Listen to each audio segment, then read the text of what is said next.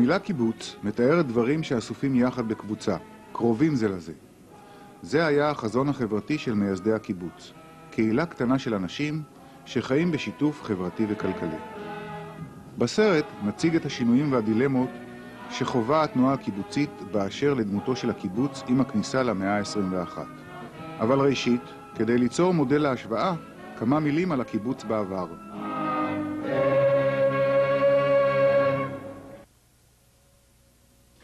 ראשוני הקיבוצים הוקמו בתחילת המאה ה-20. מתחילתם הם התבססו על חיי שיתוף. אותם ניתן לסכם באמרה, כל אחד תורם על פי יכולתו ומקבל על פי צרכיו. הבעלות על אמצעי הייצור והנכסים הייתה משותפת, וחלוקת העבודה נעשתה תוך הסתמכות על צרכי הקיבוץ וכישוריהם של החברים. הקיבוצים קמו בדרך כלל באזורים לא מיושבים ומרוחקים, ותרמו רבות לביטחון המדינה. ענף הפרנסה העיקרי היה חקלאות. זו לא הייתה פרנסה בלבד. היא סמלה את הקשר של האדם לאדמתו, קשר שנותק במשך כל שנות הגלות היהודית מישראל. הילדים התחנכו יחד, ואף לנו יחד בבית הילדים ולא בבית ההורים. ציר החיים המרכזי היה חדר האוכל, ששימש לא רק כמקום לאכול בו, אלא בעיקר כמקום למפגש חברתי יומיומי. השיתוף הקהילתי לא התבטא רק בעבודה ובחינוך, הוא הקיף את כל מגזרי החיים. המניע המרכזי לכך היה האמונה שיש ליצור שוויון בין האנשים באופן אקטיבי, וכך למנוע פערים חברתיים.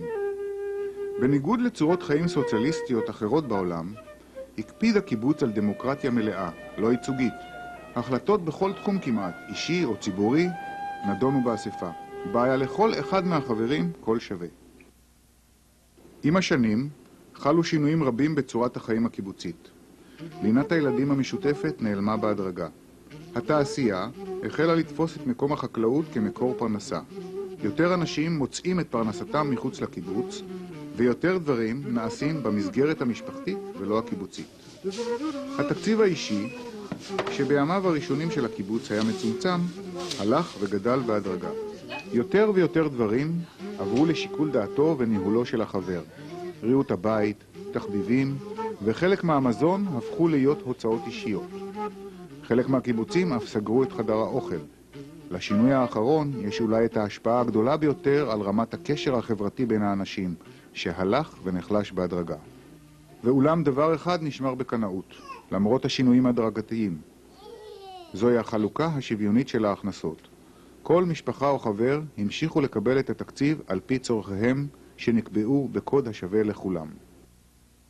עם תחילת המאה ה-21, קיבוצי השומר הצעיר עומדים בצומת דרכים של השינוי המשמעותי ביותר מאז הוקם הקיבוץ הראשון.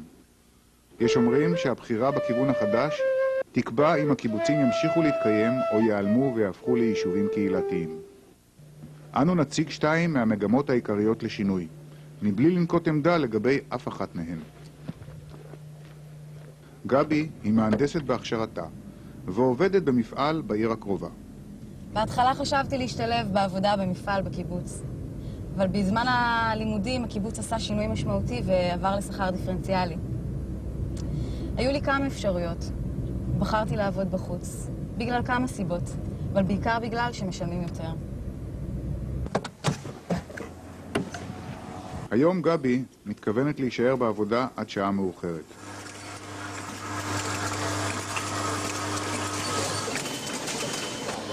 כן, אני נשארת מרצוני. קודם כל יש לי מוטיבציה להתקדם מבחינה מקצועית, ואחר כך אולי גם יעלו לי את המשכורת.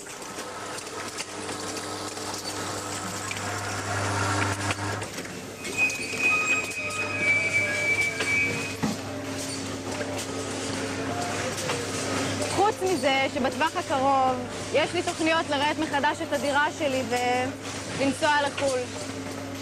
מאז שהקיבוץ עבר לשכר דיפרנציאלי, יש לי שליטה מלאה על הצד הכלכלי של החיים שלי. גם אם שאר ענפי המשק לא יהיו רווחיים, אני יכולה להמשיך להתקדם. דניאל מתגורר בקיבוץ שמאמין בשינוי צורת החיים הקיבוצית, תוך שמירה על מידה של שוויון בין החברים. הוא עובד בקיבוץ במקצועו, גרפיקאי ומעצב. גם דניאל מתכוון להישאר היום בעבודה עד שעה מאוחרת. אחרי הלימודים בחרתי להישאר ולנסות להקים משהו משלי כאן. בעיקר חשוב לי האתגר המקצועי. אם היה חשוב לי הכסף, הייתי מזמן עובד בחוץ. אני אוהב את העבודה שלי ורוצה להתקדם. וחוץ מזה, אם ענף הגרפיקה ירוויח יותר, אז באופן גלובלי גם רמת החיים שלי תעלה. אז נכון שמדי פעם אני נותן יותר מאחרים. ואולי אפילו תמיד אני אתן יותר מאחרים. אבל אני מאמין בסולידריות חברתית, ובזה שהחזקים צריכים לרתום את הכוחות שלהם גם למען החלשים. להב הוא אידיוט. הוא רווק, הוא עובד כמו משוגע, אני לא יודע בשביל מי. יש לי את העבודה שלי, מקום מסודר, יש לי 4 ילדים ויש מי שדואג להם, אני לא יודע למה הוא עובד כמו חמור. בשביל מה? בדיוק על זה אני מדברת. גם אני האמנתי פעם בסולידריות חברתית, אבל יש אנשים שמנצלים את זה לרעה.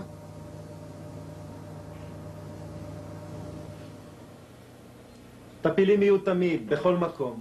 ואם בטלן כמו יוסקה זוכה מההפקר, לא נורא. לעומת זאת, במודל של גבי אין שום דבר חדש. כל העולם המערבי חי ככה היום. בעיניי זה פשוט ניכור ואגואיזם במסווה של ריאליזם כלכלי. אתם פה? טוב מאוד. רק רציתי להבהיר משהו. מעולם לא אמרתי שאני בעד חיסול שיטת הקיבוץ ומעבר חד משמעי לקפיטליזם. אחרי הכל, לקיבוץ יש יתרונות ואני חושבת שצריך לשמר אותם. אני רק אומרת, בואו נסתגל לשנות ה-2000. קחו למשל את מה שאנחנו קוראים לו בקיבוץ, רשת ביטחון. נניח לרגע אמא ל4, שעובדת בתור אחות בבית החולים האזורי. ובעלה עובד כפועל ייצור במפעל. והשכר של שניהם יחד נמוך מן הסטנדרט שקבענו למשפחה בעלת 6 נפשות בקיבוץ. הם יפלו? לא. רשת הביטחון שממומנת מכסף שמקורו בהכנסות החברים האחרים תשלים להם את ההכנסה. ותאמינו לי שהסטנדרט שקבענו הוא גבוה. ככה זה מתחיל. סטנדרט גבוה. זה מושג מספיק גמיש בשביל שיהיה אפשר לשחק איתו בעתיד. הרי עוד כמה שנים אנשים ייכעסו על כך שהם צריכים להפריש כל כך הרבה כסף לרשת הביטחון. ואז הם יקבעו סטנדרט חדש. בתור היכולת לקנות כיכר לחם ביום ובשר פעם בשבוע.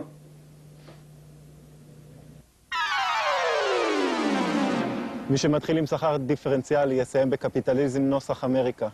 ואם כבר אמריקה, אז עדיף הדבר האמיתי. אבל עם קיבוץ, אז קצת ערבות הדדית. זה לא כל כך פשוט. הסטנדרט שקבענו קשור בנוסחה לשכר הממוצע של שאר החברים, וכל זה מעוגן בחוקה.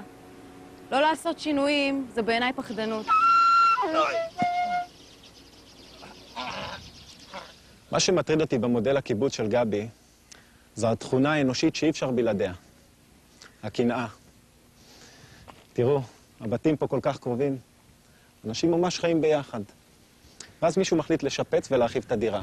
ומישהו קונה מכונית מפוארת והילדים שלו משתמשים באופנה הכי אחרונה. אני יודע שגם בקיבוץ שלי אין שוויון. אבל ההבדלים פחות בולטים.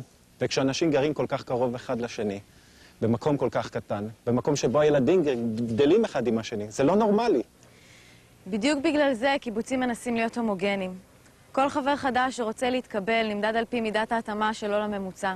ומי שלא, פשוט עוזב מעצמו. אני לא מתיימרת להיות זאת שתשנה את כל החברה. אני רק רוצה להיות שותפה לקהילה קטנה ואיכותית.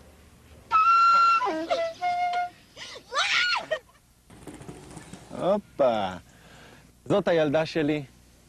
אם היא תרצה לעזוב את הקיבוץ כשתגדל, היא תקבל מענק מכספי הקיבוץ. היא תקבל לא פחות ולא יותר מילד אחר. גם אם אני תרמתי יותר מבחינה כלכלית לקיבוץ. אני רוצה שעיקרון הסולידריות החברתית יעבור גם בהתייחסות לילדים שלי. נכון? זה הבן שלי.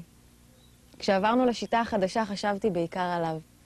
כשהוא יגדל, וירצה ללמוד ולהקים משפחה, איפה שהוא לא יבחר, איך שהוא לא יבחר, אני אוכל לעזור לו מהכסף שלי, בלי לבקש חסדים מהקופה הציבורית.